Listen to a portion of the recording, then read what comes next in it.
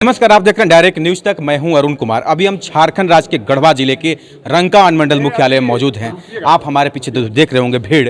ये जन वितरण प्रणाली यानी कि पीडीएस की दुकानदार जो हैं यहाँ पे मौजूद हैं। आज यहाँ पे गढ़वा डीएसओ यानी कि जिला आपूर्ति पदाधिकारी यहाँ पे आए हुए हैं। अगर हम बात करें मामले की तो 39 महीने से यानी कि ढुलाई की पैसा बाकी है, उसको लेकर अब ठान लिया है कि अब हम लोग राशन का उठाव नहीं करेंगे, वितरण नहीं करेंगे। लेकिन देखिए, इस बीच में समझाने के लिए, समझौते के लिए जिला अध्यक्ष मौजूद हैं। सीधे जुड़ते हैं और बात करते हैं। क्या मामला है? क्या नाम आपका हुआ? मेरा नाम कामेश्वर दुबे जी। क्या मामला पूरा? मामला है हमारे पीडीएस दुकानदारों का, रंका अनुमंडल का।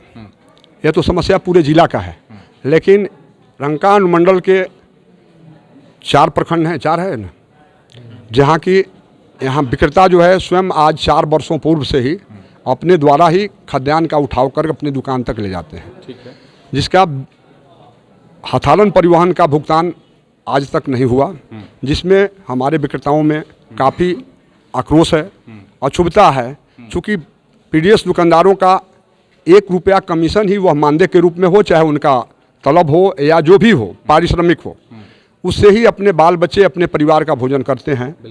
हमारे पीडीएस के लोग, यह तो एक विश्व का ये साक्षी है कि यह वैश्विक आपदा पूरे विश्व में हुआ।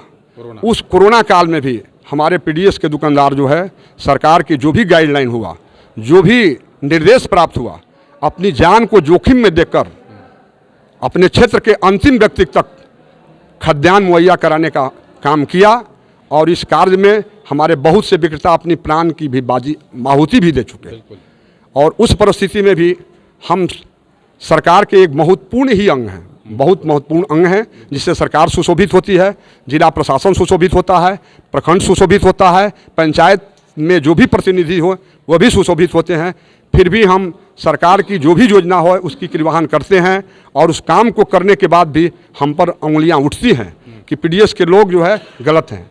लेकिन मैं पीडीएस का एक वरीय सदस्य होने के नाते, जिला अध्यक्ष होने के नाते, हम सारे पीडीएस के लोग हमारे अनुशासित हैं, डिसिप्लिन हैं, किसी भी सिस्टम का विरोध नहीं करते हैं। आज पीडीएस दुकानदारों के समक्ष राज्य सरकार द्वारा एक सिस्टम लागू किया गया है, जो वो इलेक्ट्रॉनिक कांटा के द्वारा जो हमको खाद्यान्न वितरण करना है। आज 2016 में हमको ईपीएस मशीन दिया गया है, जो मशीन 2G से है।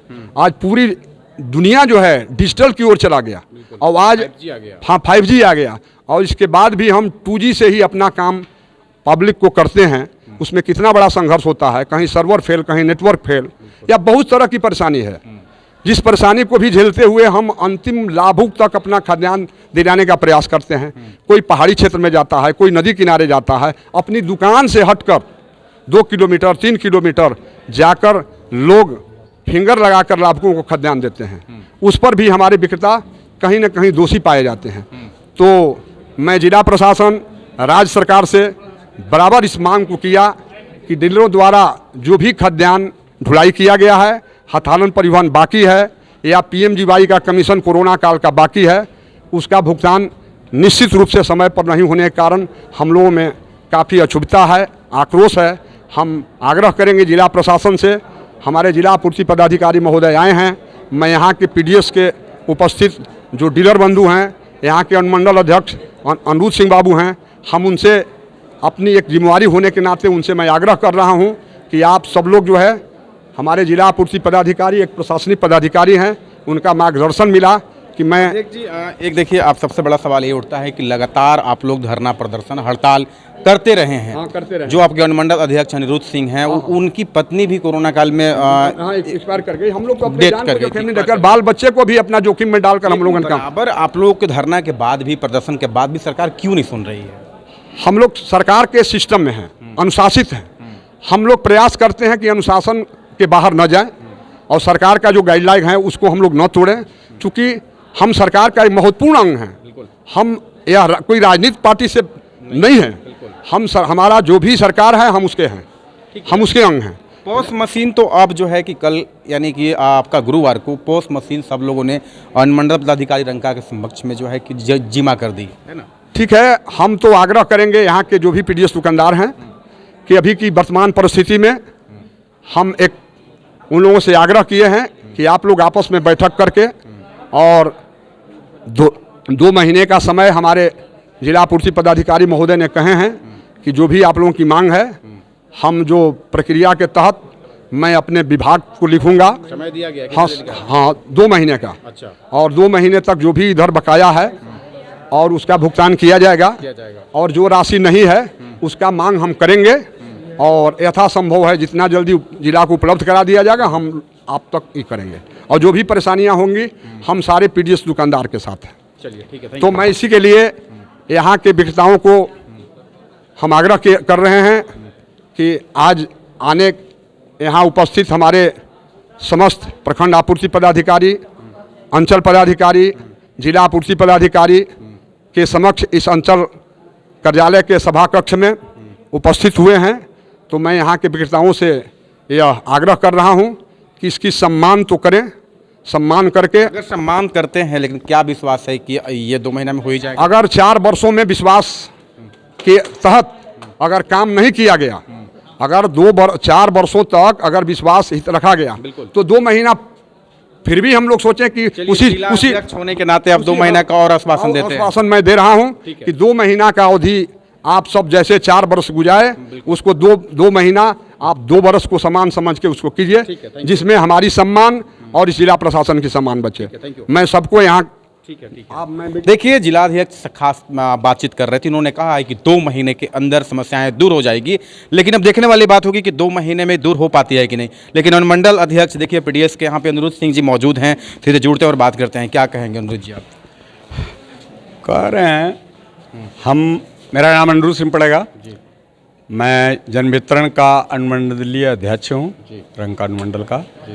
बात ऐसी है कि समस्या तो हमारे साथ बहुत काफ़ी हैं, लेकिन प्रमुख समस्या है कि आपका 4 साल से आपका रंका में डीएसटी संवेदक ठेकेदार बहाल नहीं है और रंका, रमकंडा और चिनिया तीनों ब्लॉक का खाद्यान्न रंका गोदाम से उठा के हम विक्रेता लोग अपने रुपया लगा करके और कोरोना काल में भी अपना जान प्राण को जोखिम में डाल करके ससमय लाभुक के बीच खाद्यान्न ले जा करके और उन्हें भोजन कराने का कार्य किया, जो कि अभी तक रिकॉर्ड है कि हम विक्रेता जो है किसी भी व्यक्ति को भूख से मरने नहीं दिया।